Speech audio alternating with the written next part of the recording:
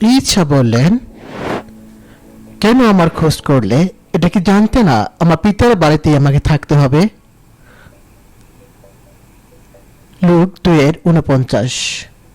এটাই ছিল ঈসার বলা একেবারে প্রথম কথা, যেটি লেখা আছে লুক 2। তার মা ও বাবা প্রতি বছর ইস্তার পর্বের দিনে জেরুসালেমে যেতেন।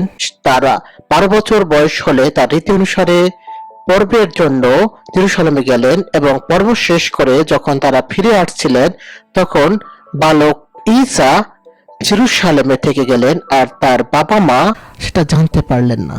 এরপর যখন তারা তাকে পেলেন, পুত্র তোর সঙ্গে এমন ব্যবহার কেন করলে? দেখো, তোমার বাবা এবং আমি খুবই চিন্তিত হয়ে তোমার খোঁজ করছিলাম। এর উত্তরে তিনি বললেন, কেন আমার খোঁজ করলে? এটা কি জানতে না আমার পিতার বাড়িতেই আমাকে থাকতে হবে? এছাড়াও একেবারে মাত্র 12 বছর বয়সী ঈসা জানতেন কেন তাকে দুনিয়ায় পাঠানো হয়েছিল। সেই লাল রঙের লেখাগুলো ঈসার সরাসরি কথা, অমূল্য, শক্তিশালী, কার্যকারী।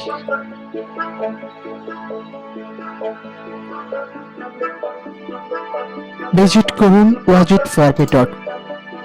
প্রার্থনা, প্রশ্ন, নাজাত।